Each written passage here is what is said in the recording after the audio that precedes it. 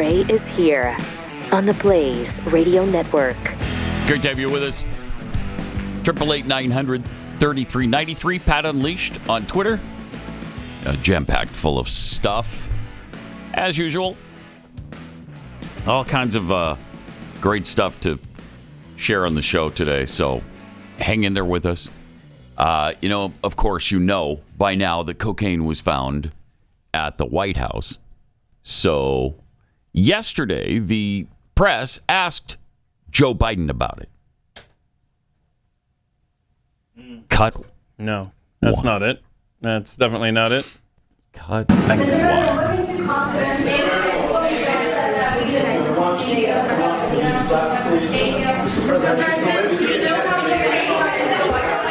Mr. President, do you know how cocaine got into the White House? And of course, his usual, I don't know what's going on. Which is true enough, I'm sure. Yeah, that's accurate. You're right. Yeah. Jeez. Then people started to take a closer look at video from Tuesday night at the White House during the 4th of July fireworks. Okay. And you just check out Hunter in the background, wiping his nose. Wiping his nose? Oh, maybe he has allergies. Oh, boy. Oh, God. Look at this. Look at that. There he is. Telltale sign. Man. Oh, man. That's interesting. And that's fun stuff right there. That's interesting. Plus, it wasn't in the library. It wasn't in the library. We heard now. It wasn't in the library. It was in a working area of the West Wing. Well, I'm sure that... Now, somebody said, I think they were with the FBI. It was some law enforcement official that said, we may never know whose cocaine it was. I saw that. Mm-hmm. Wait, you may never know whose cocaine it was, yet you can find everybody within half an hour of Washington, D.C. on January 6, 2021. Screw you. You know who it is. You better tell us, too. Stop this. It's supposedly one of the most secure building on Earth. Mm-hmm. Uh-huh. Mm-hmm. And you can't tell. No. Dan Bongino said yesterday that it's got to be the family because anybody else would have been caught trying to bring coke into the White House. Right. The family, though, is not subjected to that. Uh-huh. So they get around that security, and so it makes sense now that it might have been Hunter. Yeah. It makes perfect sense. So apparently he was seen leaving to go to Camp David with the family on Friday, and then wasn't apparently back at the White House till Tuesday. But, they discovered it Sunday night. Mm-hmm. So he wasn't technically there when it was discovered. No, but he could have put it there. Absolutely. And they didn't find it until Sunday. Absolutely. Absolutely. What's this next clip of him lit right there on the balcony? Mm-hmm. Watch clip 3. Look at this. He is. Woo. I mean, look. Yeah. Okay. Right? I mean, am I wrong? Do that again. Yeah. He's coked up, Play man. that again. Yes. Interesting. It's fascinating. Okay. Let's go back in. Come on. I got to get a hit. Come on. I tell you, he's a real piece of work. That whole family. Yeah. Something special to be proud of. Something special. Well, he's never done anything wrong. So smartest guy the president knows. That's he is the smartest man there we go. I know. I mean, in terms of pure intellectual capacity. Yeah, in terms of pure intellectual capacity, obviously. I mean, I think all of us feel that way. And by the way, it wouldn't be a normal week in America without video to show you of Joe getting lost on stage. Oh, no. Again. Was he confused? Oh, no. Oh, the fake run. Fake jog. He's going to do it again, too. God, it's so pathetic. Where is he? Where is he? Who are you talking to, bro? I want to say hi to him. Trying to get me off the stage, you're afraid I'm going to try to sing, aren't you? Just go. Thanks a lot, guys. Appreciate it. Another there fake. it is again. Okay. Hold on. Now watch this. He gets halfway down the stairs, and then he goes to another universe. Nice. He's about to dance and then realizes I could easily fall down these stairs, and so I'm not going to do that. I think that's what happened. Oh, he's So bad. So bad. The fake jog. Keep jogging. If you can do it, let's see it. Let's see you jog all the way out off of the stage. Not just that fake arm thing. Oh, pathetic. Jeez. I'm starting to see that all over the place. People are noticing, his fake jog. Oh, really? Yeah. The pretend jog that he does because he's so spry. He's in such great shape. Just makes you proud. Mm-hmm. Makes you proud. Mm-hmm. Speaking of this, let's revisit the student debt. Speaking of Joe Biden, yeah. Yeah. Mm-hmm. And the left is so upset about the student debt. Uh-huh. And who can blame them? I mean, a lot of people aren't going to have their college paid for by us. Yeah. And that's just not right. And when they're getting angry about this, they need to get angry at Joe Biden. Spike Cohen wrote a nice little Twitter thread on this, and he explains why Joe Biden is specifically responsible for this college debt situation. Reminder, Biden created the student debt crisis. The solution is simple. Students who truly can't pay back their student loans should be able to have it discharged in bankruptcy court. Isn't that the system? Mm-hmm. Yeah, that's what the rest of us would do. That would also force lenders to be less predatory in their lending practices. Oh, isn't that what we always hear about? And it would force universities to make their tuitions more affordable as lenders refuse to make risky, overly expensive loans. But in 1978, Senator Joe Biden at the time, supported the Middle Income Student Assistance Act, which eliminated income restrictions on federal loans to expand eligibility to all students. Uh-oh. He helped create this problem. He then used that elimination of income restriction to warn of the threat of student debt bankruptcy and wrote a separate bill later that year to block students from filing bankruptcy on those loans. Wow. My gosh. The income restrictions were reinstated in 1981. He then went on to vote for bills which extended loan eligibility to students with no parents' financial support. No parental support. So now that he's created the debt crisis that everybody with common sense warned would happen, he's trying again to use it as an excuse to assert his power that the office just doesn't have. Yeah. Even Nancy Pelosi said so. We played that for you yesterday, and we played it when she said it. Because that's what politicians always do. They create a crisis, and then they grandstand on your suffering that they caused in order to push for more power and more of your money. Yeah. And also a little nugget there. In 1984, Biden used his senior position in the Judiciary Committee to extend bankruptcy exemptions to vocational schools as well. This guy. Jeez. If you're upset, look at that guy. This guy's been around for half a century doing this stuff. The guy who's so spry that he jogs off stage all the time. It's that guy. Look at my arms. Ooh, I'm fast. Ooh, did you see that movie Flash? I was his stunt double. Were you really? Yeah, because that's how fast I am. That's like Flash. You can't even see me. I'm so fast. I'm going to see that in Trivial Pursuit someday. Yeah. Which U.S. president was the stunt double for Flash?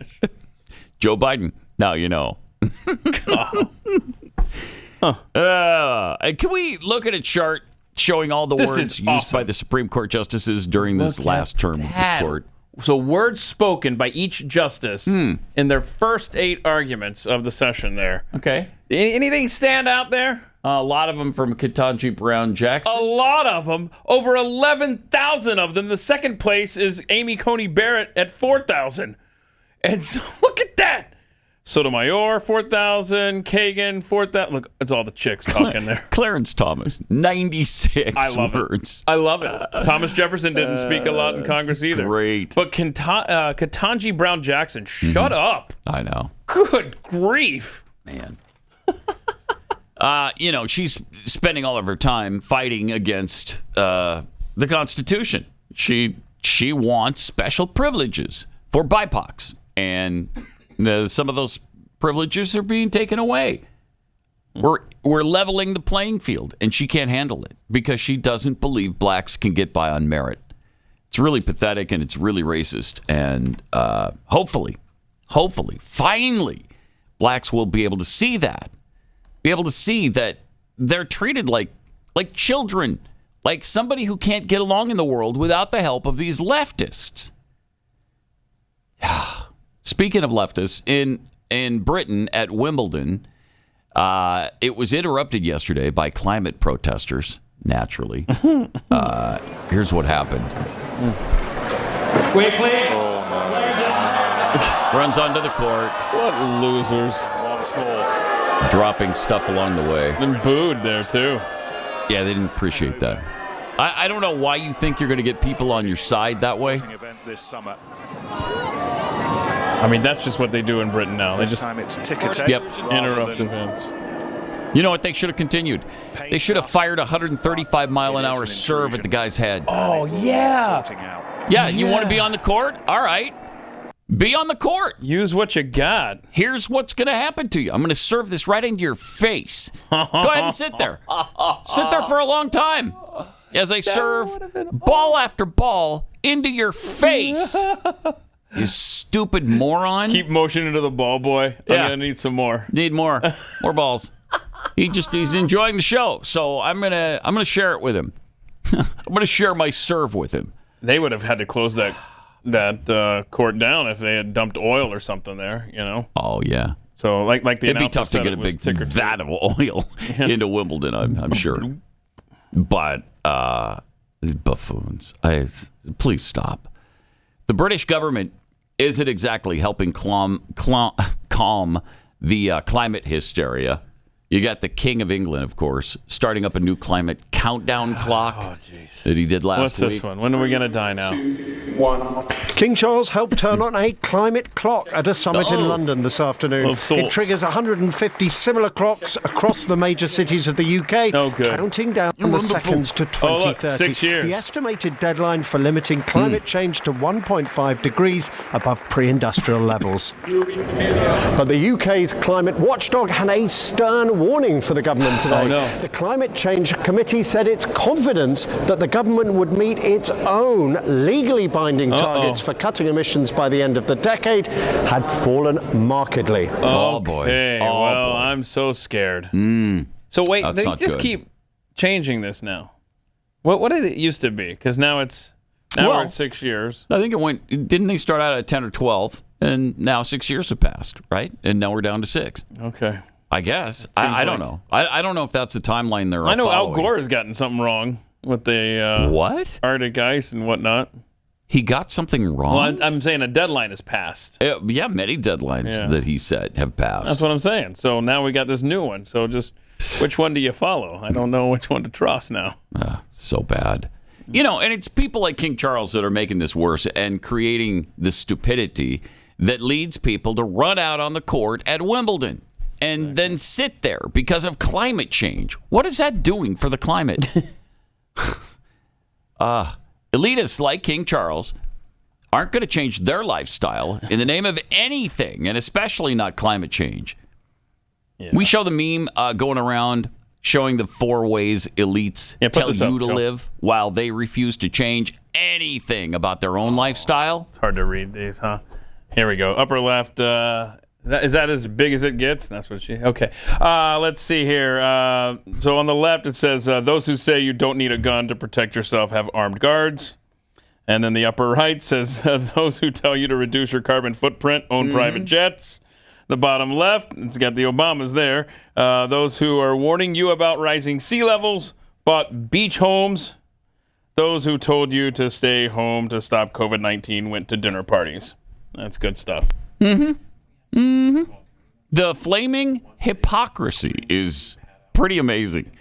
And did you see former NBA star Gilbert Arenas explaining how the radicals in the LGBTQIA2 plus community, how their playbook operates? This is really good. Okay. The Watch LGBT, right? I think it's the most unfair group walking the planet right now. How so? How so?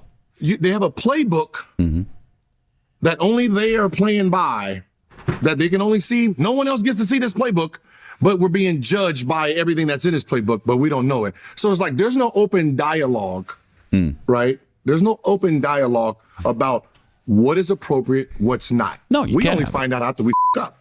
That's unfair, right? That's unfair. You can't do that. You can't. How do I know something's wrong until you give it to me? Give me an example of what you're talking about.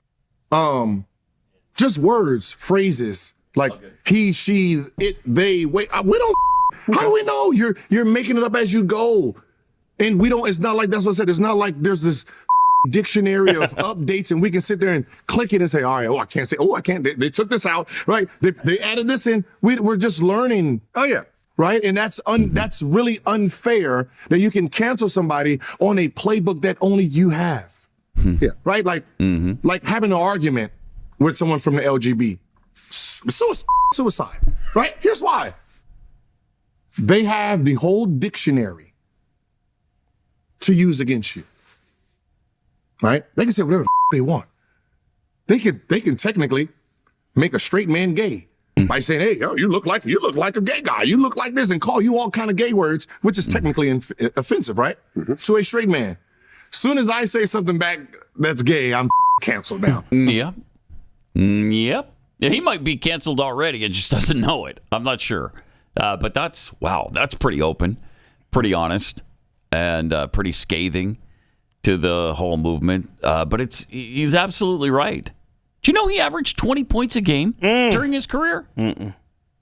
I saw that in the article that I read about him in his statement yesterday. It said he averaged 20 points per game. Wow. Yeah, he was underrated. Yeah. That's amazing. But he's right, about the left and about the LGBTQ groups, because they can say anything they want. We have to keep our mouths shut and just agree with everything they say. And that's perfectly fine. That's fine. Don't worry about that at all. So what do you do if you have an LGBTQI, what is it, plus? We're doing two pluses, is that right? Mm-hmm. Parade. Right. But then you've got the Stop Oil people that want to... Yeah, that's fun. When liberals eat their own and when the clash of the left happens, that's always fun. That's a good time. Yeah. And we had that. Yeah, let's see. Do we have that video? Two competing protesting groups. It's good stuff. Yeah, that was a fun video.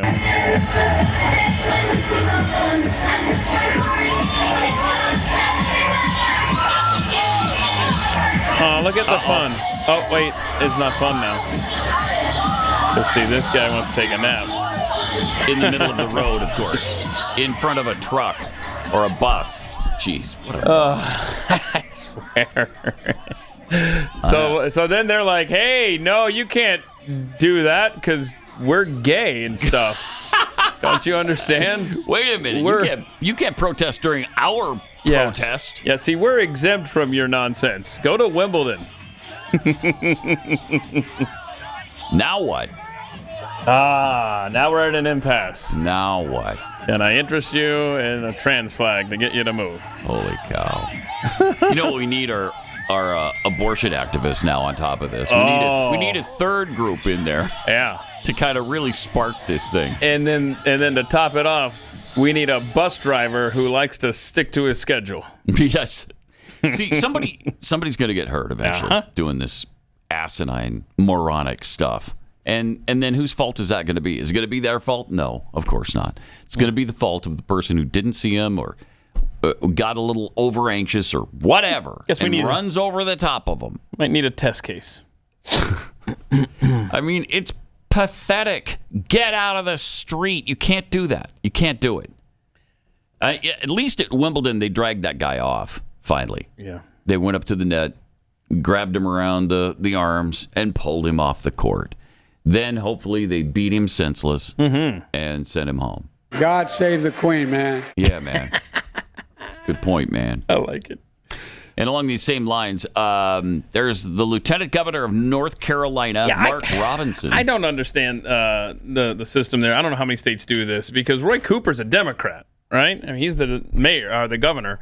And then you've got this conservative Republican lieutenant governor. Yeah. Mm-hmm. So, I mean, this is a guy. Remember we used to have the school board meetings? And he really spoke out. And I think that's where he became known.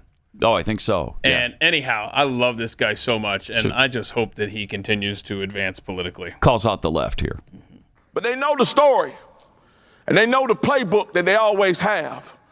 Lie, deride, besmirch, make innuendos, tell flat out untruths.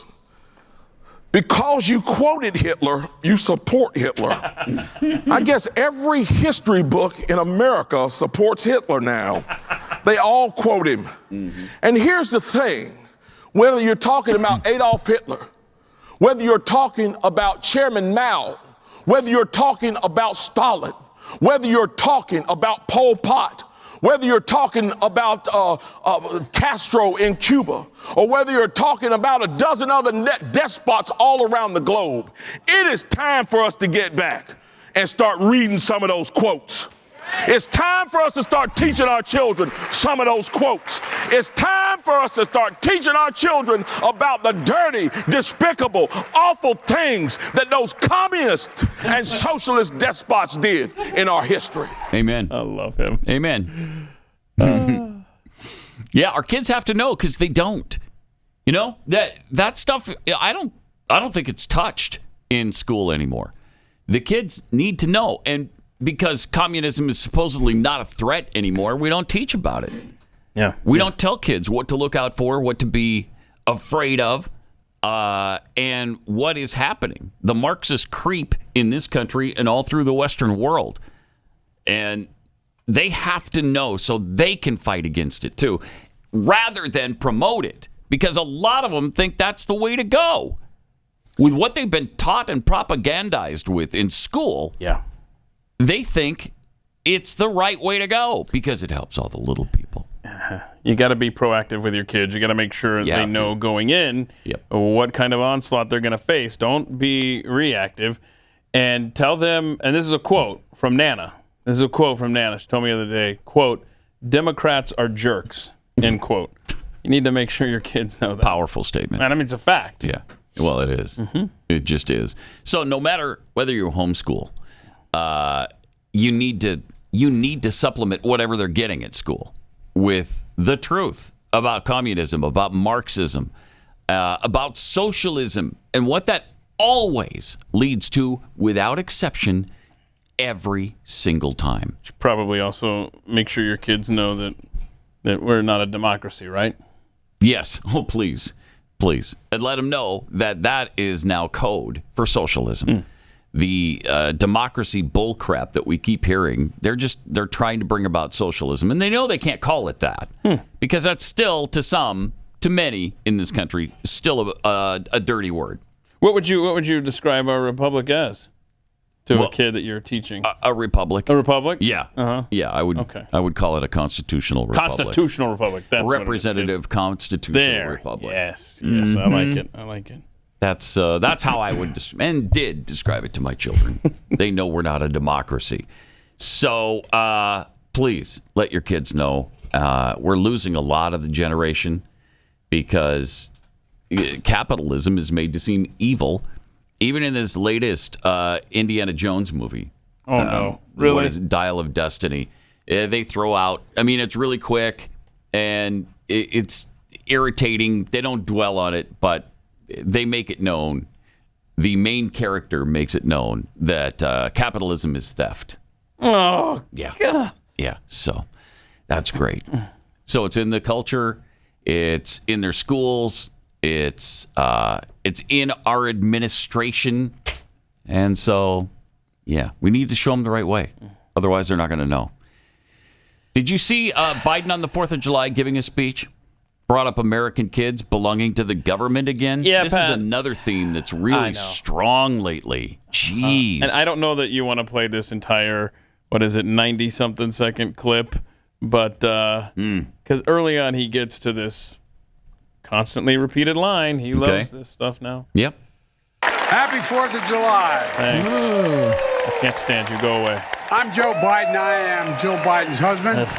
Oh, man. He thinks Folks, that's so funny. let me start by saying educators have champions in the White House.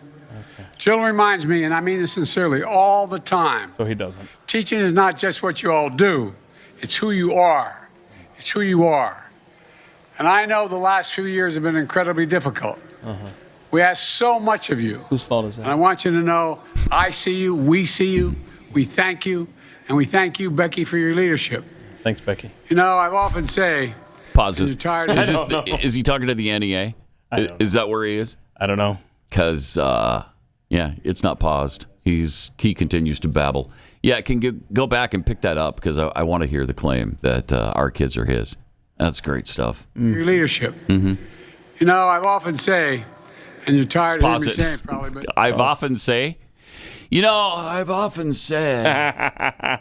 can't even. He's so bad at talking. You can't even accurately say what he said because it's so unnatural. I've often say that.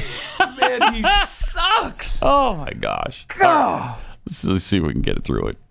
children are the kite strings. They're not somebody else's children. They're all our children. No. They're the kite strings that lift our national ambitions aloft. And you hold those strings. You hold those strings. Nope. Our job is to make sure you have what you need Enough to do of what the you kite do string best. bullcrap. Yeah. That's why through the American Rescue Plan, we delivered critical support for schools, including Go away, old man. Forever. By the way, to my left is my sister. Oh, wow. Did I introduce my sister? There she is right there. But I've often say that that's my sister. I've often say. Man. The worst. The worst. He's so bad. So agonizing. Meanwhile, the 2024 presidential hopeful, Vivek Ramaswamy. I have a hard time calling him Vivek because Glenn and Stu are the only ones on this planet that call him Vivek. Everybody else says Vivek because that's how it looks. That's how it's spelled. Have we heard him I don't know where introduce he's himself? getting Vivek. Yeah, they asked him specifically because Glenn kept saying it, and so Stu wanted to know: is that really how you pronounce your name? He said yes. Vivek? Yeah. Oh. Yeah. Well, he's saying but you sound stupid when you say it because it's not.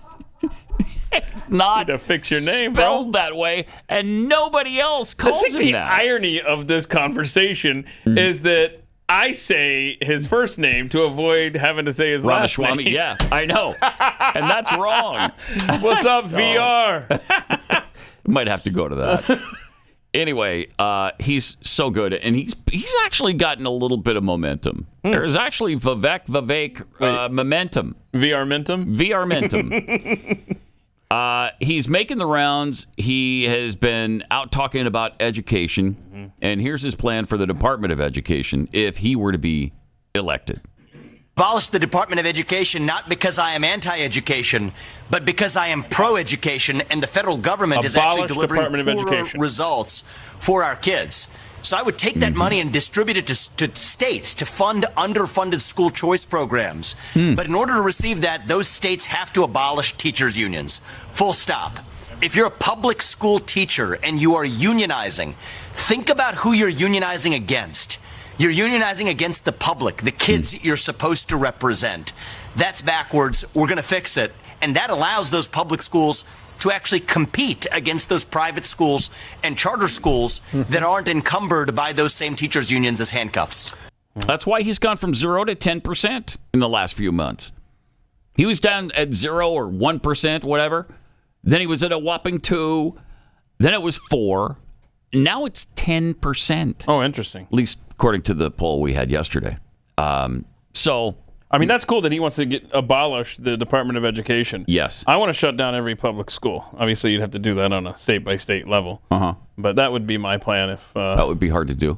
You know what's going to be hard is just shutting down the Department of Education. Yeah. That's going to be really hard. But how would you like, as a property taxpayer, to not have to pay property taxes Are you kidding to your me? local public school district? Yes, I'd love that. And again, I made this point.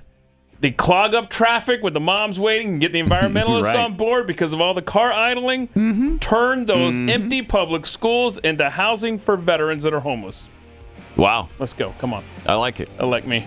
I like it. 888-900-3393. More Pat Gray Unleashed coming up.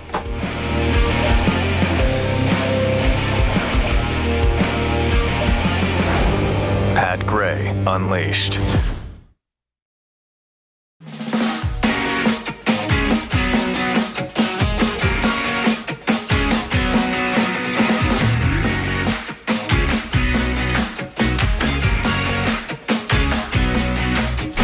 tweets to share from Jeffy's Cambodian giblets.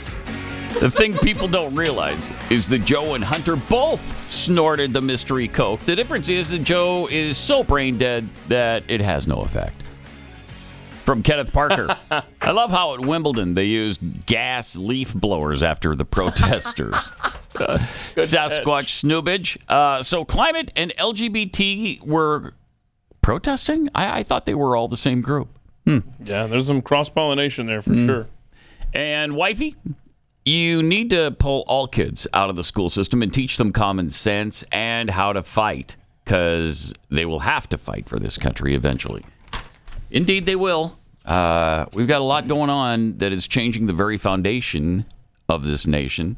And over the 4th of July holiday, R&B singer Jill Scott was at the Essence Festival. I was really bummed that I couldn't make it there this year. It's just over in New Orleans? Yeah, the one in New Orleans. Yeah, it's not that far. Yeah, I go, religiously. What happened this year? I try to never miss the Essence Festival. Oh, is it because it was on the school night? Yeah, it was on Tuesday night. You had to get back here for the show. Exactly right. Yeah, that did. Yeah, that's probably why I didn't go to. Yeah, probably. Probably why? You don't know for sure why you didn't go? That's probably why. Okay. Just it wasn't that long ago. You can't remember what made you decide not to go? Pat, I don't get much sleep, so I don't remember things. Okay. Makes sense. Yeah. So she sang the national anthem. This is enraging. And made up her own words, I guess. Oh, say, can you see? Okay, all right, we're there so far. By the dawn's early light.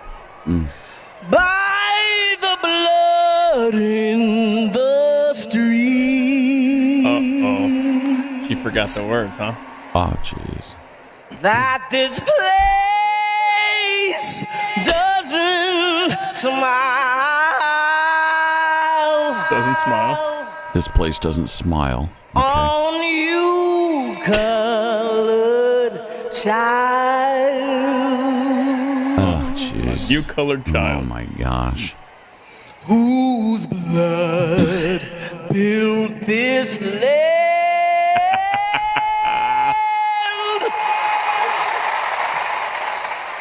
With sweat and their hands. Yeah, that doesn't really work, does it? Not at all. But you'll die in this. You'll die in this place. Okay. Okay. Mm-hmm. And your memory. Why the hell are you here? I know. Why are you here? Oh, say, does this truth hold any? No, it doesn't. Yeah, the stage does, apparently. This is not. This is not what? The land. It's not the land of the free.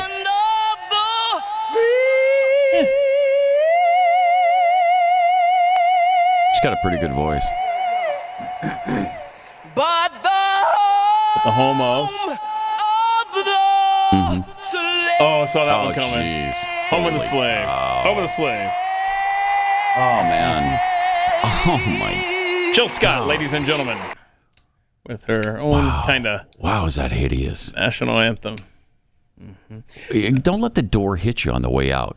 Get out. So if it's such an evil place, what are you doing paying taxes in it? Uh-huh. And contributing to the problem? Yeah. Get out. Don't support it. Leave. Go somewhere else.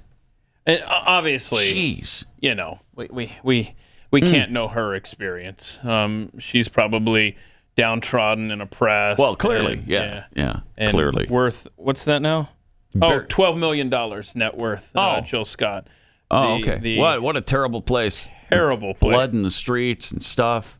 And they don't listen to the voice of the So she's a slave that has only been able to amass a fortune of $12 million. I mean, look, if we were a free nation where anybody could make that kind of cash, she'd probably be worth $1 billion.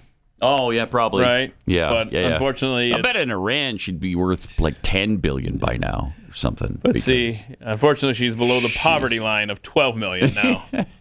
Go away. I can't believe what is going on. It's just gotten worse and worse and worse since we elected a black president. We have a black vice president right now. We just had a black president. And we're still worse than anybody else on earth, I guess, because that's all they do is continue to bash this country. Jeez. Look around you and tell me that it's, do these truths hold any weight? No, they don't. I mean, are we perfect? Absolutely not. Have we ever been? No, of course not. But geez, we put our sins out there for everybody to see. We talk about them, debate them, try to overcome them over and over and over. We talk about this stuff and show it to the world. Tell me another nation that does that. Who else does that?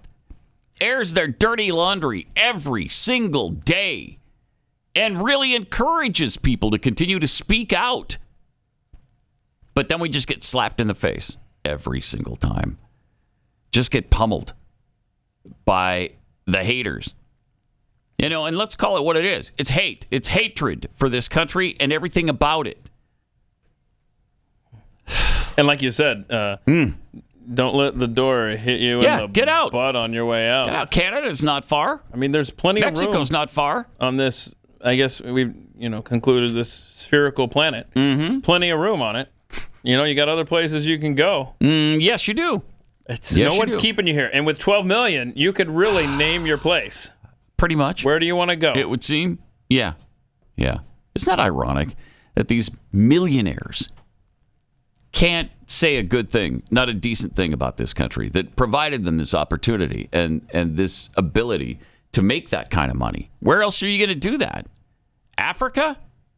Are you going to do that in China? Oh, yeah. Go to China and sing that song. Go to the Middle East and see how you're treated there. And take their national anthem and completely twist it into a scathing rebuke of that country and see what that gets you. Is she in prison today? No, she's not. No, she's not, because that's not what we do. We let people do that.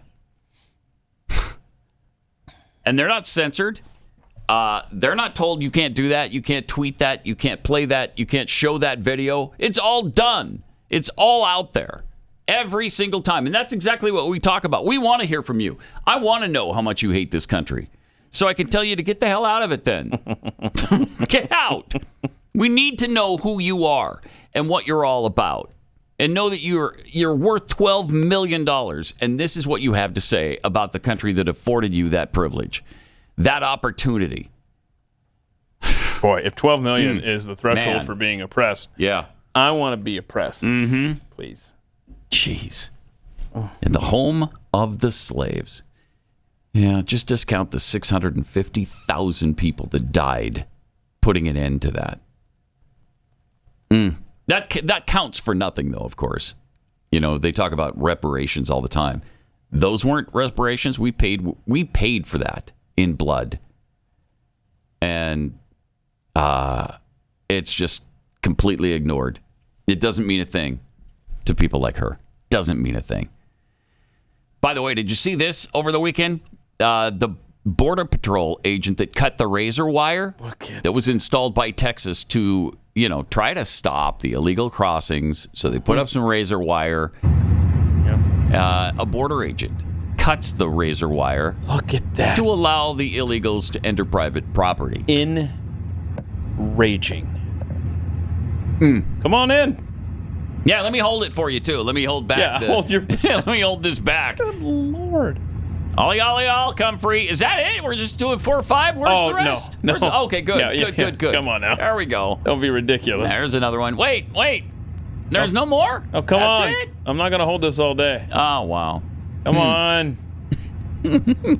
Surely there's more, though. I mean, we got to admit hundreds. Hurry up. This guy might be recording me in this van. I don't know for sure, and I don't want to be caught. Yeah, okay, here we go. There's a few more. There we go. A couple of stragglers. I mean, kudos to this group. I mean, there's actually women and children in it.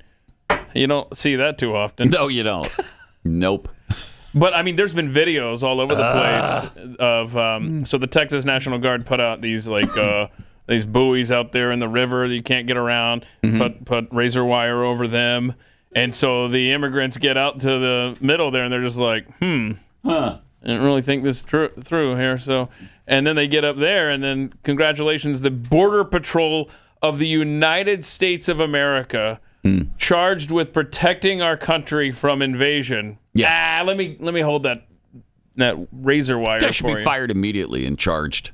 What is the update aiding and that? abetting? I wonder if there's. God, come on. That's probably that was probably a direct order from Washington D.C. from the White House. Probably was. Somebody was on a cocaine bender and said, "Hey, let's do this. Call down there and let's see our border." Texas put some barbed wire down on the border. That makes it difficult for these illegals. Go down and cut it for us, and then just hold it open so they can pass right through on private property. By the way, again, jeez. Oh, God. Gosh. I bet the rancher appreciated that. Yeah. Hopefully he got to see the video and is like, yeah, good for you. Thank you. Thank you for allowing them onto my land. That's perfect. Yeah, I don't change a thing. Yeah, I don't see any kind of update on this. Jeez. Agonizing. Oh, listen to this. Who's saying this? I don't know who is quoted here. Okay. A statement from Border Patrol said, here we go. We have no country. The individuals had already crossed the Rio Grande from Mexico. They were on U.S. soil and are subject to U.S. immigration laws, blah, blah, blah, blah, blah. So since they were on the land, because, the video I talked about a moment ago, they were out in the river, blocked by razor wire. But here we're on land. Oh, I can't. I mean... When you're letting them onto somebody else's property. We're not That's not even government property you're allowing them onto. We are not a sovereign nation. We have been overrun. Not with these by kinds Marxists. of actions. That's just unconscionable. Seriously, somebody needs to accept responsibility for that or be held accountable. Nobody's going to accept responsibility, but somebody needs to be held accountable, and they won't be. So, congratulations. But hey, we celebrated 247th year of independence from tyrants, so that's good. We did. Yes, we did. Yeah. That was a darnable. That's good. King George. That guy's a picnic. That guy's a miracle leader compared to what we have now. Seriously. He really is, because this is coming from the inside now. Yeah. Now, the call is coming from inside the house. Run. What was that? What was that movie? Don't go in the basement or something. Oh, no. Where the police come or call and say the call is inside the house. Yeah. That's what this is. The caller is inside the house. Jeez. King George III was benevolent compared to what we have today. Yeah, he gets a bad rap. He does. He does get a bad rap. Let's revisit that. Is it too late to call Britain up and say our bad? Oh, wait, King Charles? Our bad. King Charles? Hell no. We're not going to King Charles. King George. King George III. I know. I'm saying today, if we called back over to Britain and said, hey. No. And they're like, no take backsies. Oh, boy. Yep. This is yes, sir. It's a fun time, right? It's going well. It really is. It's really going well. I'm looking for this article that I saw, speaking of King George III, because there was an article written, a really good opinion piece, and it was fairly short, about how George Washington is still the GOAT, the greatest American of all time. And I don't think there's any question about that. Yeah. I mean, indispensable George Washington. Yeah. Couldn't have an America without him. You really would? You would not. There's no doubt about that in my mind. And the way he turned down the opportunity to be his own King George. Right. Says everything. Yes, it does. Because everybody wanted it, or a lot of people wanted it. And he asked members of the military when they came back after they were beaten, what Washington was going to do. Is he going to seize power now, or is he going to keep control of the military? And he was told, no, he wants to go back to his farm at Mount Vernon. And he's like, if he does that, he's the greatest American living. And then they still wouldn't leave him alone. And they still wouldn't leave him alone. But that's exactly what he did. Why? Because he was the greatest living, and I think he's the greatest, period. The greatest American of all time, George Washington. Who turns down that kind of power? Nobody. No, him. That's about it. I mean, there's a handful of people throughout history who would ever have done that. Yeah. And he's one of them. So it's pretty astounding what he did. And still, he doesn't get the credit. You know, people don't look back on his presidency as one of the greatest. When it was, there's no question it was. I mean, he set the standard for everything. And in fact, the 2 terms, people stuck to that until FDR because of George Washington, because he set the precedent. They're like, well, George Washington only served 2 terms. That's all I'm going to do. Because there was no term limit on the presidency until after FDR, when he served 44 years, whatever it was. Was it 44 years or was it 46? Oh, gosh. Well, I don't know. 12 years. He was 12 years as president, 3 or 4 terms, and then he died. So he would have kept, who knows how long he would have kept. Are you talking about FDR? Yeah. I'm sorry. Yeah, he got elected 4 times, and it was early on in his 4th term. But, one of these fun little quirks in history was that George Washington, and I can't find this story many places, he had packed up, he was ready to join the British Navy. And right. He was out on the dock. He wanted to. He was only 15 or 16 at the time. He was out on the dock waiting for the boat. And what happened? His mom was like, yo. That's what happened. Dude. What are you doing? She said this. This is an exact quote. Exact quote? Dude, get your ass home. Uh-huh. That's what she said. I mean, granted, she was pretty much a nag all of his life. But that one moment in history, we can thank George Washington's mama. Yes. For changing the trajectory of his life, or else who knows? She must have done something right, because he turned out pretty well. And so, he almost became a British military leader. That would have sucked. Yeah. Then what do you do? Well, you don't have a nation. So glad it worked out the way it did. I know. He was definitely the best. He's the GOAT, if you will. You're right, though. There is no America without George Washington. Nope. I don't think that's even arguable. I don't think so either. All right, 888-900-3393. A little more than half an hour from now, we're going to have Hilary Kennedy stop by to talk about the big fight between Elon Musk and Mark Zuckerberg. Is it on or is it off? Pat Gray Unleashed.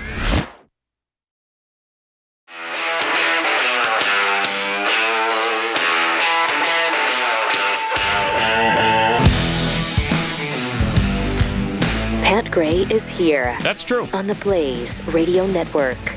And thank you for being here. 888-900-3393 to get in touch with us. Pat Unleashed on Twitter. We, speaking of Twitter, have some tweets here from Sons of Thunder 43. I'll be oppressed for a mere $6 million. Oh, wow. Look at you. Yeah, it's a bargain. It's a bargain. Really? So half of what was her name? The blues singer, R&B singer, Jill whatever. Scott? Yeah, Jill Scott. So half of what she's oppressed by. That's amazing. Sons of Thunder, man. You talk about struggling then. But if you want to do it, we'll try to arrange it. Whatever. Kenneth Parker tweets, can we go after Jill Scott for copyright infringement? It would be a better case than Ed Sheeran. Land of the Fleek. Gonna be honest about Jill Scott. I wouldn't mind if the door did hit her on the way out. That's right. We were too nice. Yeah. Don't let the door hit you on the way out. No, go ahead. Let it hit you. Yeah. Let it hit you hard. Yeah. I hope it leaves a mark, Jill. On Friday, we had our Flat Earth Dave show, which was fun. And we've gotten some suggestions for other conspiracy theories So what was to tackle. What was our first one? Oh, the moon landing? Yeah, the moon landing was the first. Oklahoma City. Really interesting. Flat Earth. And then Flat Earth. And coming up, we're going to talk about the Malaysian Airlines flight that vanished. Oh, is that the next one? Yep, and that's coming up on Friday, July 23rd. Don't miss that. Or 28th. Some suggestions that we talk about Bigfoot. Oh, yeah. Sasquatch. Got to do that. The fifth plane in the 9/11 attack? Oh, are you familiar with the fifth plane? Yeah, isn't that the one that was taken down? No, that was fourth. Oh, that was fourth. That was number 4. Oh, What's I remember. the fifth I remember there place? was one on the tarmac that never took off. That's right. Really? Okay, so I don't remember that. Hold on, I gotta write this. Can I get that list when you're done? Bigfoot? Yeah. They're already written down. I got it. Yes. I got it. The Vegas shooting. I think that's one of our planned. Probably end of August days, if we get a good guest. Because what a weird thing that we've never heard the motive for that. Sure is. What was it? 59 people were shot. Hundreds were wounded. 59 were killed. All because of a gambling problem. Right. Uh-huh. Okay. Mhm. Wink, wink. Right. Evolution. Okay. That might be fun. Genesis 6. The Nephilim. That's a good one. The giants. Yeah. Nephilim. They're described. I don't know if it's in the Bible or in the Dead Sea Scrolls. Oh, okay. They're described as part gods, part human. It's in the Bible too? Okay. No, you said Book of Enoch. Yeah, the Book of Enoch. Yeah. Let me send you guys this sermon I recently watched. I'll post this on Twitter too. It just can't be. It can't be as described. I don't know what the deal is with that. We'll look into that, though. That'd be a fun one. Oh. So what's the difference between those giants and then Goliath? I think Goliath was just a big guy, He just grew a to big guy? 9 feet, but he had whatever it was. like brothers and stuff, right? He came from a freaky family. That's all. Okay, got it. Thank you. Yeah. So we're done. We're not going to question. I'm gonna post this sermon on Twitter because I'm fascinated by it, and I think it tackles a lot of this stuff from Genesis 6. It's fascinating. Oh, good. Plus, Goliath wasn't part God. Nobody claimed that, right? He was killed with a rock, so. You got to do better than that if you're part God. Am I right? If you're demigod, you got to do better than that. So if you've got an idea for something you'd like us to tackle and look into, go to conspiracies@theblaze.com. So you email us your suggestion at conspiracies@theblaze.com. And they're really fun. I've really enjoyed it. I really liked Flat Earth Dave. Nice guy. Didn't take himself too seriously. I mean, he does take it seriously, but he was able to, we were able to get along. Unlike the moon guy, the guy that says we didn't go to the moon. That guy got pissy. Flat Earth Dave did not. Here is a really strange story that we just found out about because this actually happened in 2011. So it's 12 years ago that this woman died. But they initially ruled it a homicide. They have changed that ruling to a suicide. 27-year-old Ellen Greenberg was found dead after being stabbed 20 times in her apartment in 2011. Her death was initially ruled a homicide, but it was later declared that she died by suicide. The autopsy report also revealed that among the 20 stab wounds, 10 were in her back and in the back of the neck. And in the back of her skull, there's a huge gash that was created. Who does that to themselves? Look at that. Vince Foster. Vince Foster shot himself multiple times, then dragged himself across the street, left his body in the park. So hang on. Mm-hmm. They want us to believe. Why are they resurrecting this? Why is this even a thing? Do you know? I'm not sure. I think it's because of the lawsuit filed by the parents of Ellen Greenberg. Okay. I think they're trying to get some answers, and they're like, this doesn't make any sense. You cannot rule this as suicide. Who stabs themselves 20 times in the back of the skull, in the back of the neck, in her back itself, then a whole bunch of times in her front? So I'm saying this was originally listed as a murder, right? But why did it become a suicide now that the parents are even having to fight this? Well, it's been a while, I think, since they ruled it as suicide. That's weird. And I think now they've filed the lawsuit. Okay. So it was ruled as suicide clear back in February of 2011. Wow, that's crazy. After a discussion with the city police, so the coroner got together with city police, and they decided, yeah, you know what? She stabbed herself a whole bunch of times in the back and then in the front and just couldn't quite kill herself. So she just kept stabbing. Very determined. There's just no way. It's ludicrous. Since then, the victim's parents have been trying to overturn the ruling and get an explanation about it from local and state leaders.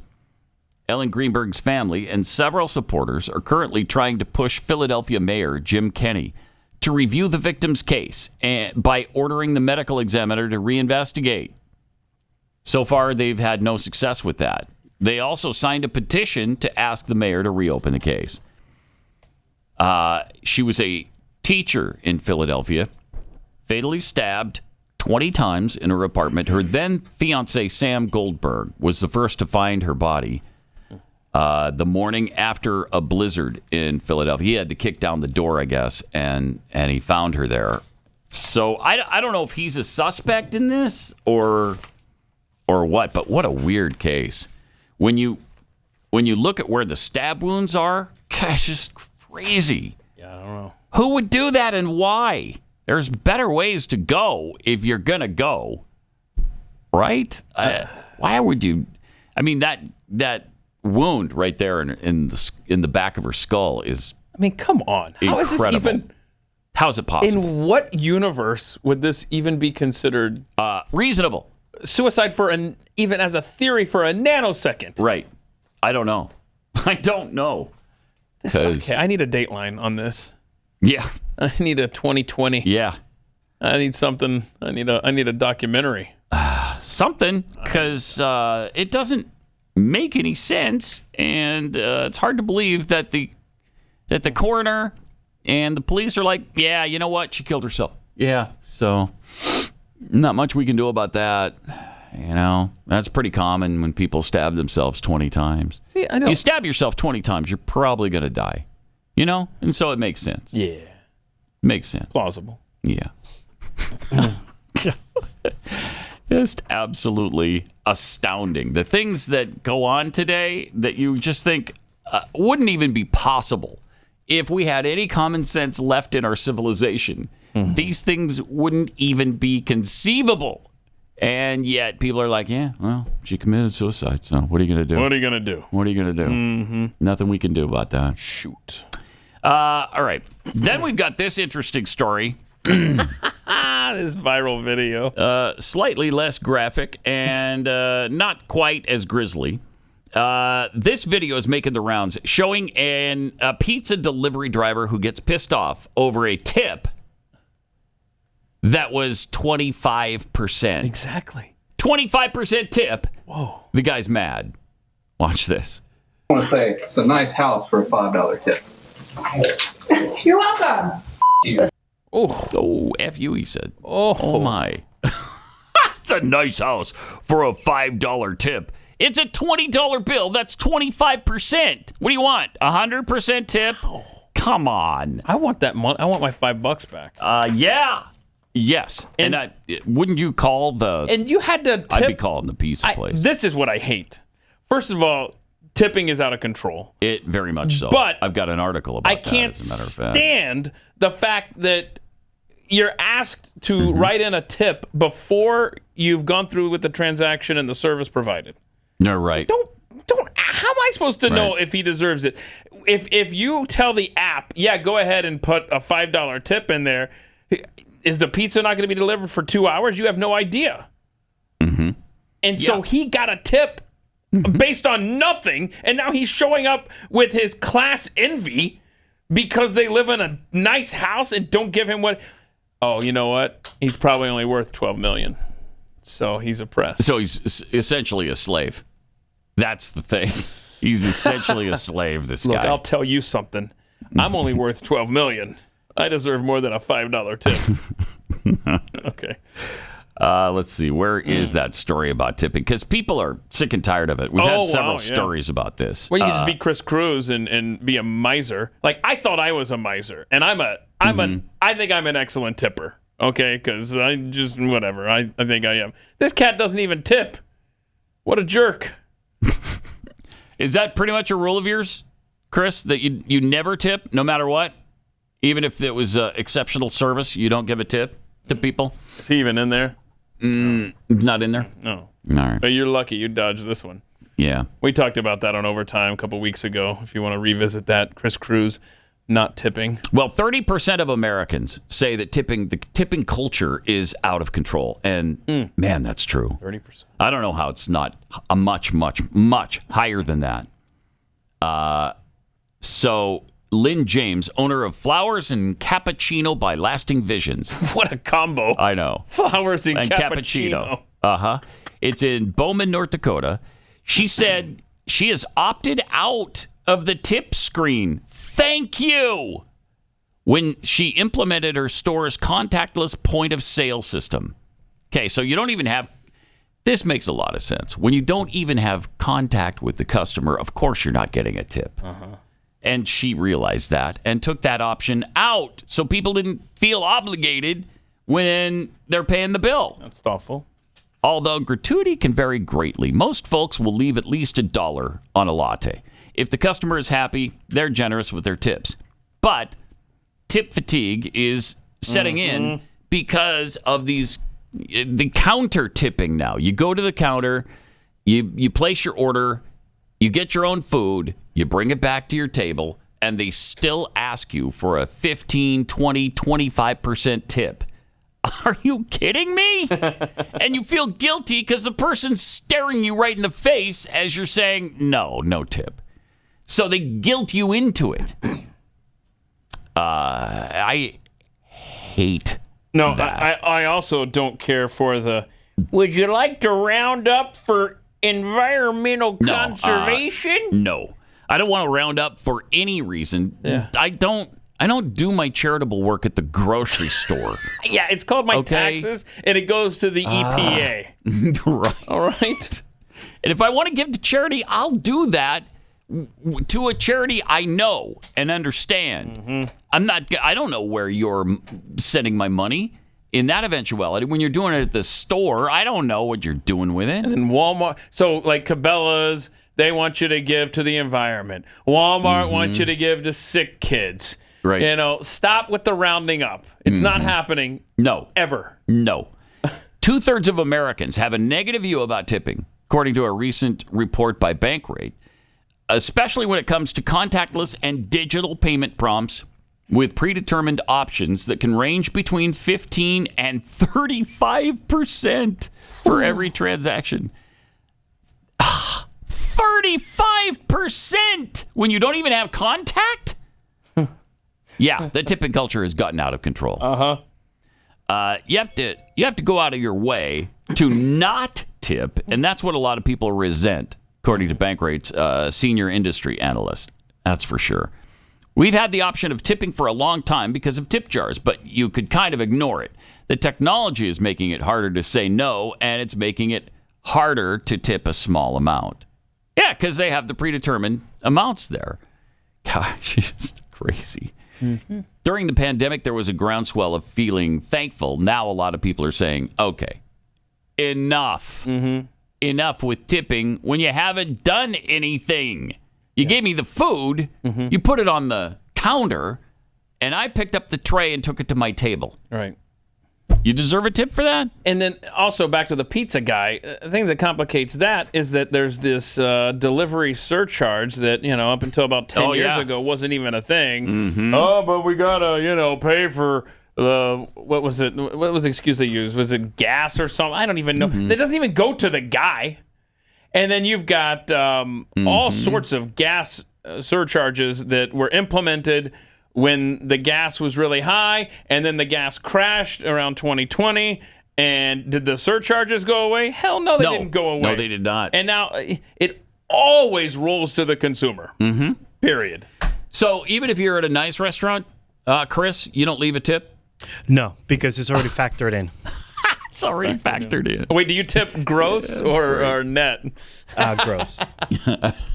But you don't tip at all? I don't tip at all, no. Not even $1? No. Okay, so if you spend $80 or $100 on a meal, there's zero You're tip. getting my $80 and $100.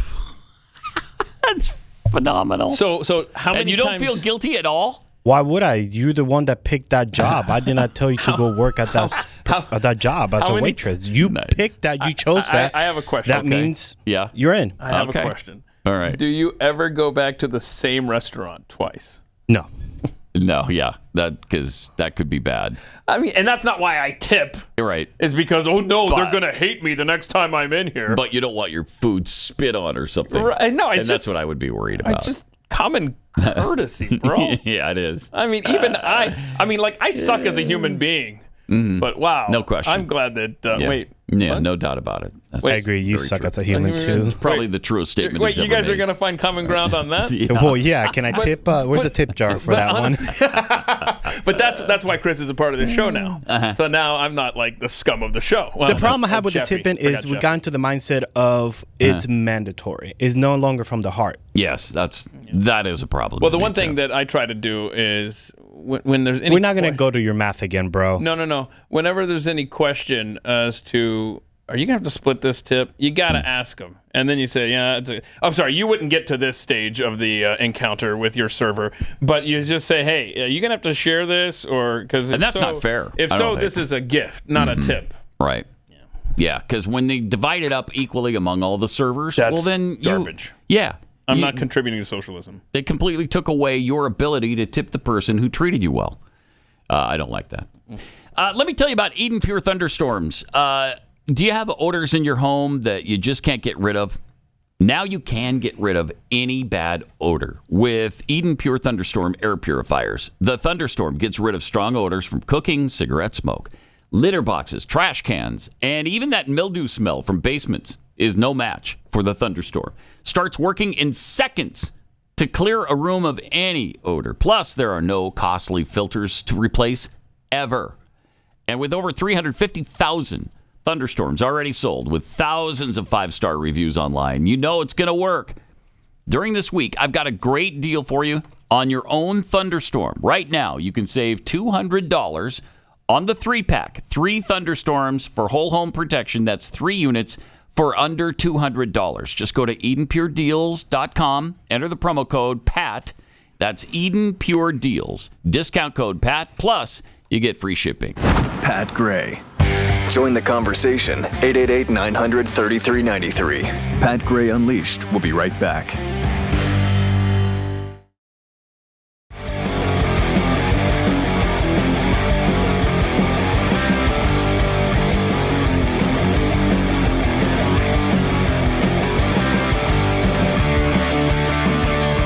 We're going to talk to Hilary in just a few minutes here. We've got an update for us on the Elon Musk, Mark Zuckerberg get together, cage match, or whatever they're going to do.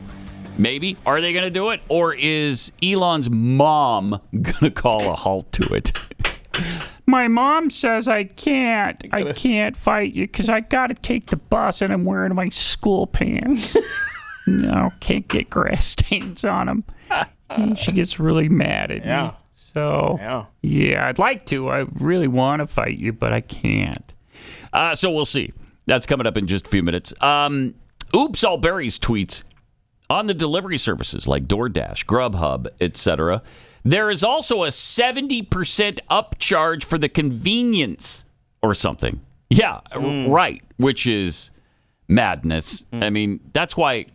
I was doing DoorDash here for a while because I was too lazy to go somewhere and eat lunch. So just bring it to me, would you please? And I realized that, an $11 order costs $27. It's just not, that's ridiculous. That's incredible. Yikes. So just call me BD tweets. My tip, find another line of work besides food service. Wait a minute. Is that your other account? That's like the Chris Cruz theory.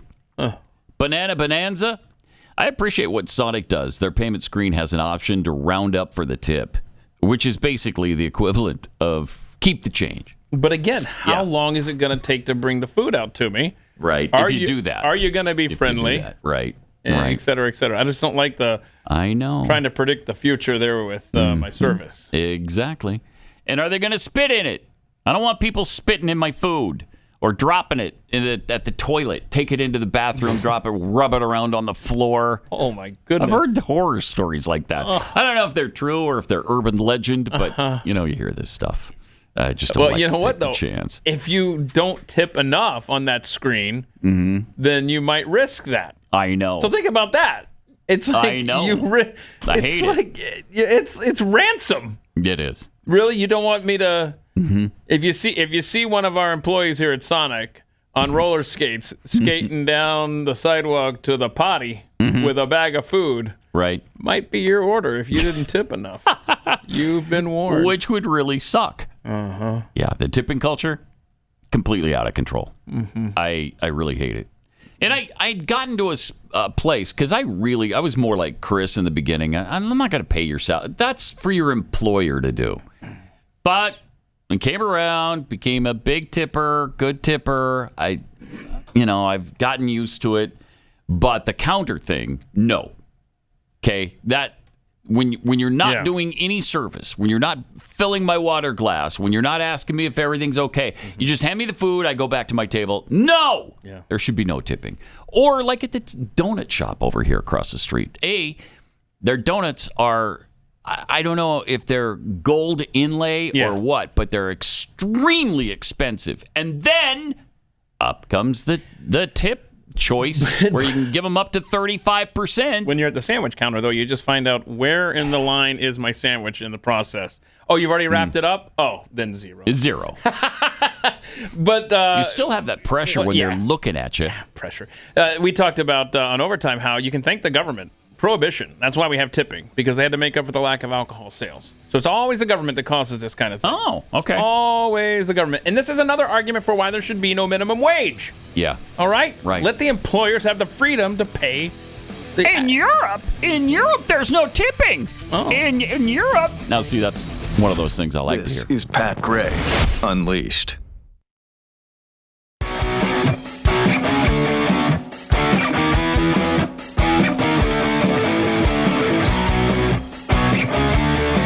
Great to have you with us. 888-900-3393. Joined by Hilary Kennedy from the 4-Minute Buzz, and of course, HilaryKennedy.com. Just one L. Don't make the mistake. Now, will it still go to your site if you do 2 L's? No, do you have I've tried this. And you she have? refuses to. Okay. I had a redirect at one point in time, but you don't now? I don't now. I think most people, I've like drilled it into everybody's just 1 L. So most people, if they're specifically looking for me, they'll find me with 1 L. Okay. Now you're updating us on the Elon Musk, Mark Zuckerberg situation. Okay, this is getting so good. Yeah? It is getting so good.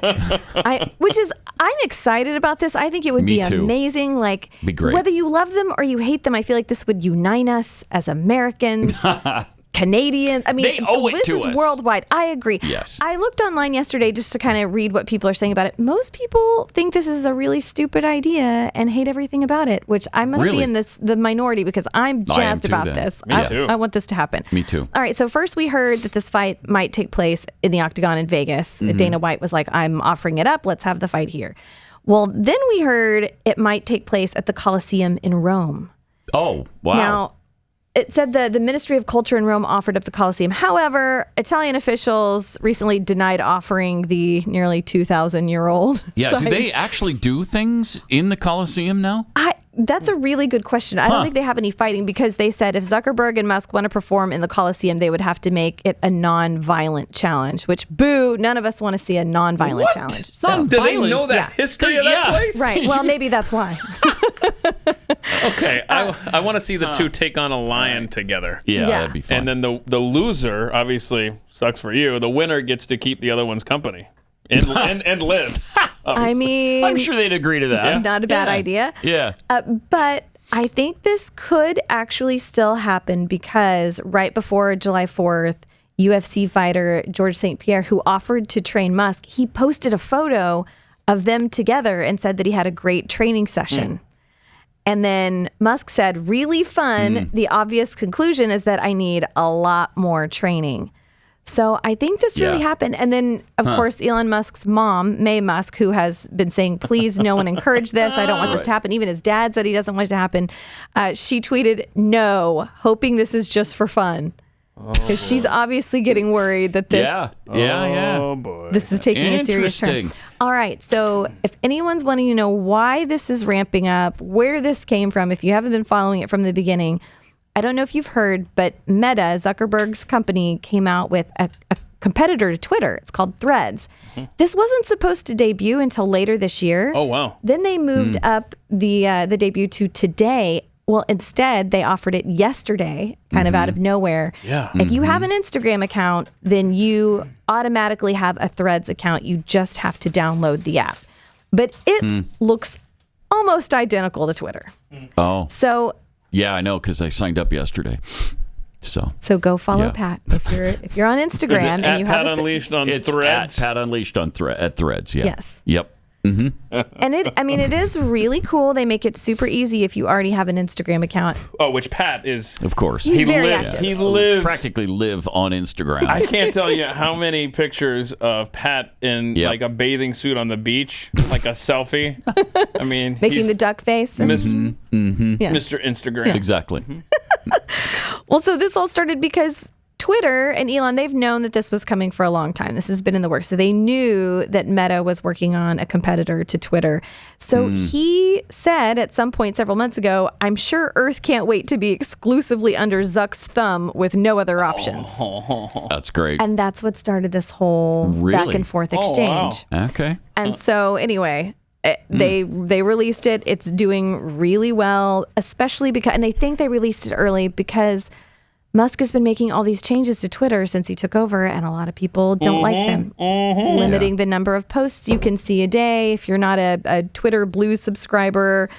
I mean, people were doing the hashtag RIP Twitter and delete Twitter recently. It's been trending pretty hard. It was a rough weekend. Yeah. So he's also saying that TweetDeck, that's not something I use, but it's only going to be available to people paying for Twitter Blue.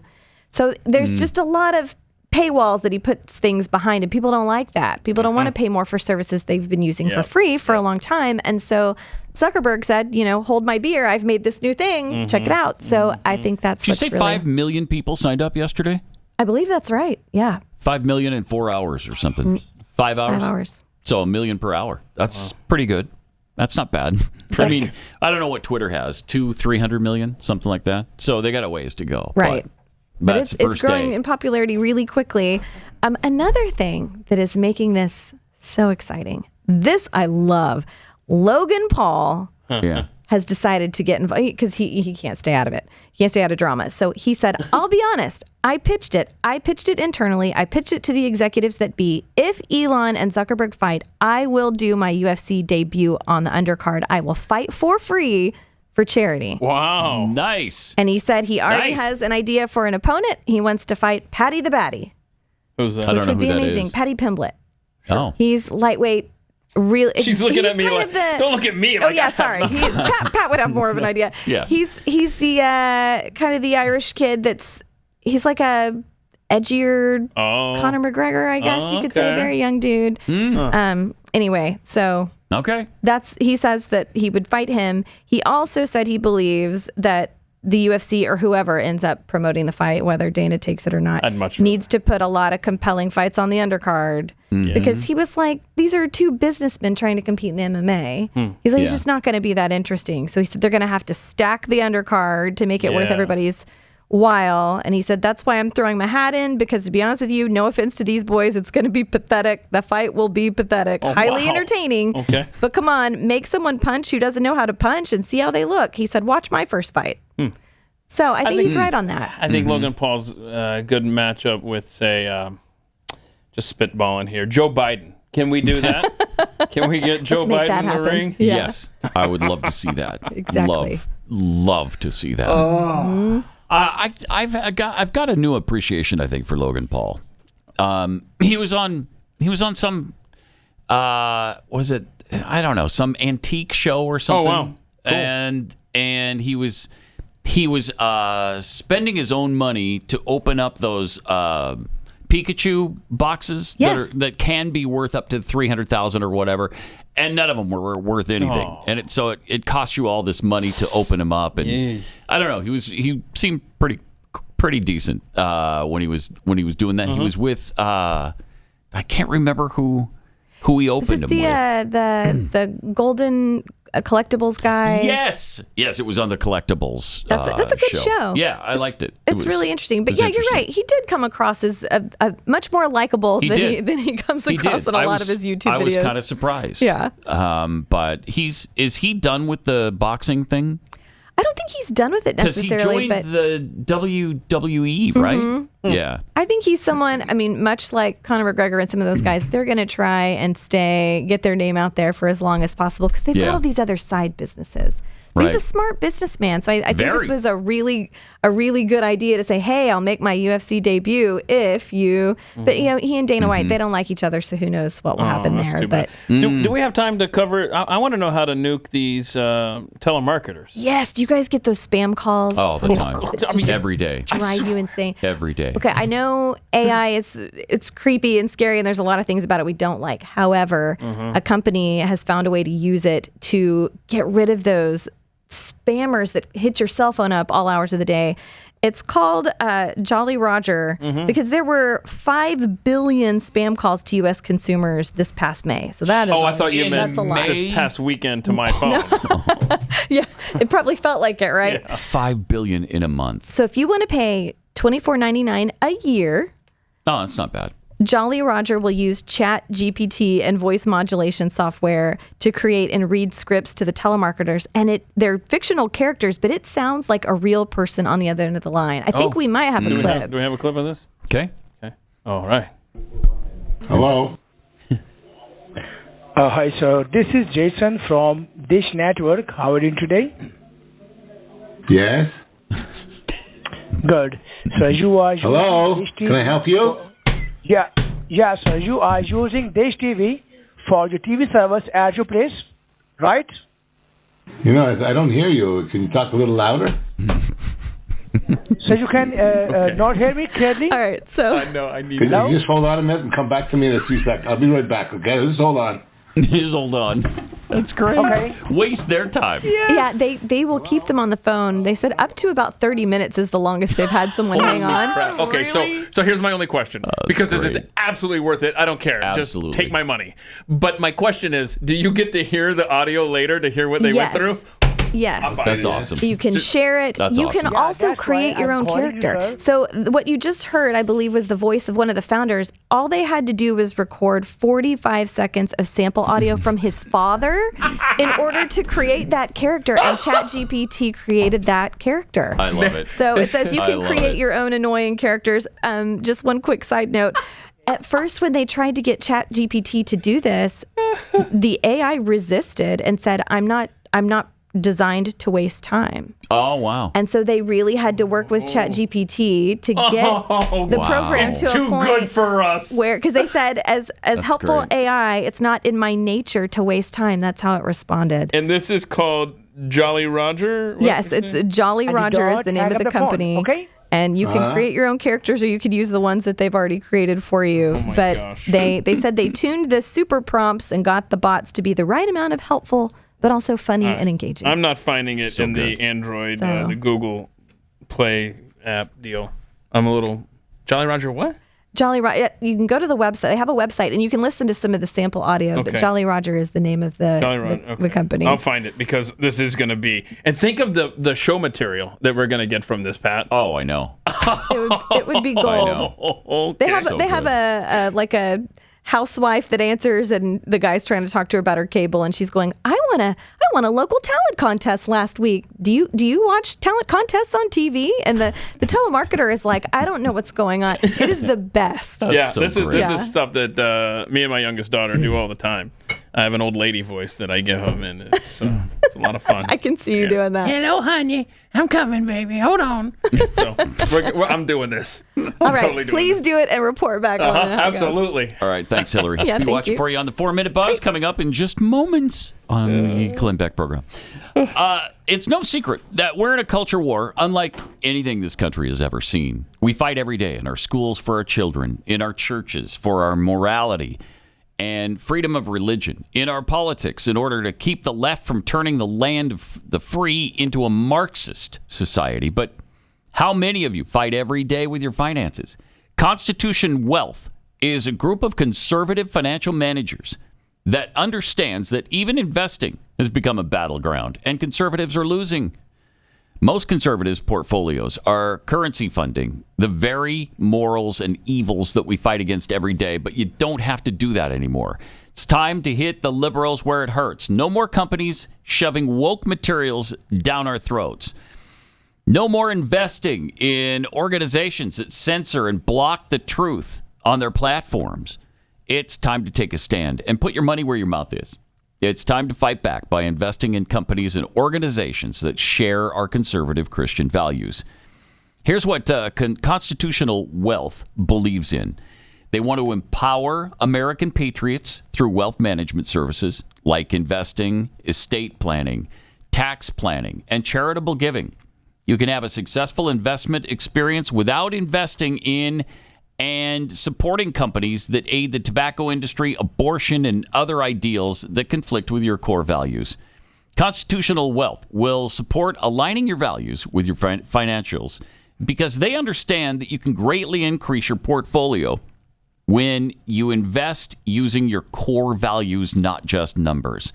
They respect liberty and freedom and believe in helping people fulfill their God-given potential. Constitution Wealth is looking for like-minded people who are ready to invest and potentially change the financial landscape of America. Book a free consultation at constitutionwealth.com/Pat. That's constitutionwealth.com/Pat.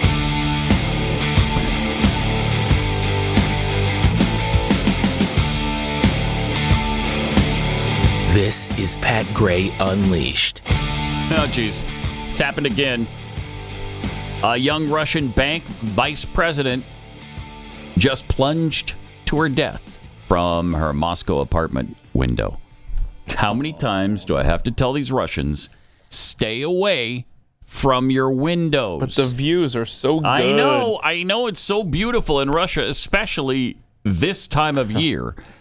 But stay away from the window, okay?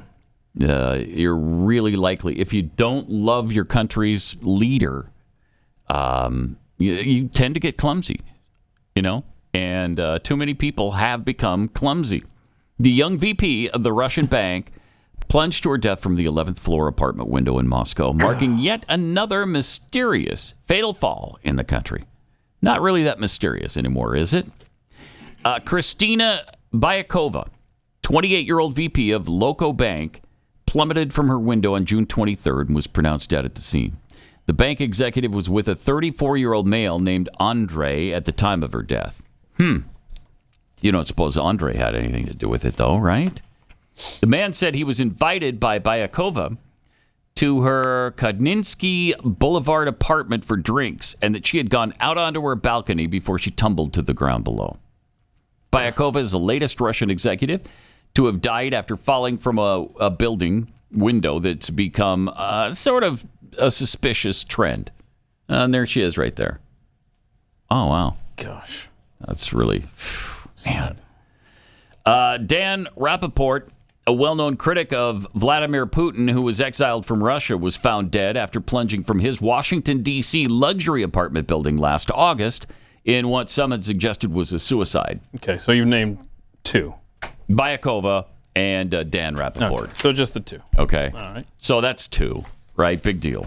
Mm-hmm. I mean, it is to them and their families. Mm-hmm. But weeks later, what? No. Russian oil giant Lukoil chair Ravil Maganov fell from a 6th floor window at a hospital in Moscow and died. What is it with the clumsy Russians? That's what I'm telling you. You need to stay away from these windows, people. Before his death, Lukoil had been vocal in its criticism of Putin and the Russian invasion of Ukraine. Well, then in December, so that's just 3. So it was a 3. Until December, then the creative director of an IT company, Grigory Kachenov, plunged from his apartment balcony and fell to his death while Russian authorities searched his apartment. I hear you cherry-picking examples over there. Yeah, what is that, 4? Just the 4.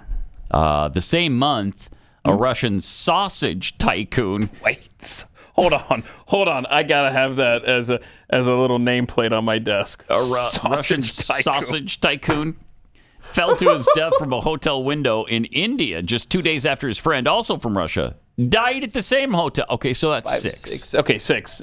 Okay, a Russian real estate tycoon also, this is just 7 though, took a fatal tumble down a flight of stairs in the French Riviera in December. I'm telling you, these are clumsy Russians. Hold on a second, bro. Clumsy. How tall were these stairs? Hold on. What was his name?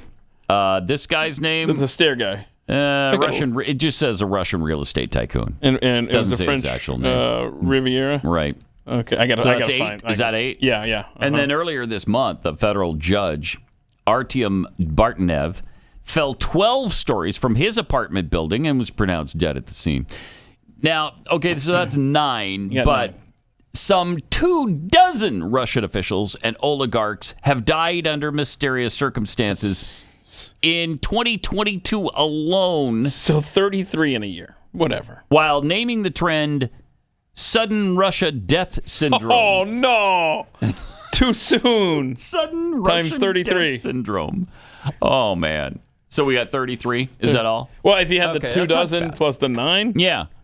Uh-huh. That's not bad, right? That's just a few clumsy Russians. I got to find these stairs, man. Please, for your own safety, Russians, stay away from windows and balconies. Apparently you can't, and stairways. Take the elevator. Well, oh my gosh. Can you believe what's going on? I mean, hello? Oh, by the way. I'm sure everything's fine. Yeah. You know? Speaking of Russia, they're in this little conflict. I don't know if you've heard about it. It's called the Great Reset War against Ukraine. And I guess in overtime, I don't know, are you going to want to play this thing? This 13-minute video of a journalist in front of the United Nations explaining all the money that the United States taxpayer has been sending to Ukraine, where it's going, why the people involved are involved. And I mean, it is eye-opening, and it just lays out everything we've basically surmised in the last year and a half. Yeah. But man, he did. And by the way, did you also see that this tweet yesterday from? I'm sorry, I'm not hip enough to be on Threads yet, like you, Mr. Threads. Jim Ferguson said the online chatter suggests a dirty bomb attack will occur tonight, July 5th. So this was last night. Some nuclear plant in Ukraine as part of a false flag operation. But it didn't happen. Well, did not it? yet. Yeah, he says if this happens, the world will undoubtedly be plunged into World War III, and the use of nuclear weapons will most likely be used. We saw the devastation caused by the Chernobyl nuclear plant disaster pictured on the left here. Anyway, this will be deliberate, result of full-scale war. Humanity stands on the brink of disaster. So basically, a lot of people on Twitter last night were suggesting, or yesterday, that Zelensky is going to destroy this plant, blame the Russians, much in the similar fashion that is suspected with that dam that flooded that town. Right. So we shall see. We'll see. Interesting. Not good. But not good. At least we're funding this proxy war. Wait till you that's hear a good this thing. To the tune of some $200 billion plus. Yeah. When you include all of the aid, the military, the humanitarian, it's all. If you combine it, and they never do in these stories, because they don't want you to know we've spent over $200 billion on Ukraine. Yeah. $200 billion. We're going on $250 billion already. It's madness. But nobody cares. Nobody cares. Biden certainly doesn't. We're in it for the long haul. We're in it till the end. As long as it takes. We'll just keep doing it. Quote, as long as it takes. Yeah. The Biden administration sucks. Yeah. You could say that. You could say that. And he just did, actually. So, by the way, there's a Media Research Center poll that found CNN and MSNBC viewers. This is really going to surprise you, I think. They don't know much about Joe Biden and his family and the wrongdoings that they're involved in. Comprehensive new poll from MRC finds voters who rely on CNN and MSNBC are significantly less informed about a host of important issues. From the lack of security on the border and the impact of Joe Biden's economic policies to the financial scandals swirling around the president and his family, including suggestions his administration interceded to get his son preferential treatment during the tax fraud investigation of Hunter Biden. On every issue they examined from MRC, A majority of those who reported mainly watching Fox News or Newsmax said they recalled hearing about the various news stories. While never more than 50% of those who watch CNN and MSNBC had the same information. Why? Because they don't report it. They just plain don't report it. So the people who watch those channels have no idea what's going on. Huh. Shocking. Yeah. Between the two groups, there was an average difference of about 23.5% awareness on these issues. A huge deficit in the information that's being provided to these by these cable companies. This poll is just more evidence, this is according to Brent Bozell, the leftist media's corrupt election interference. It's no surprise that voters who rely on these leftist cable networks for their news are vastly less aware of Joe Biden's multiple scandals and policy disasters. Nah, don't worry about it, though. We don't need the American people to be informed to make good decisions when they vote, do we? Nah, that's not a problem. This is Pat Gray Unleashed.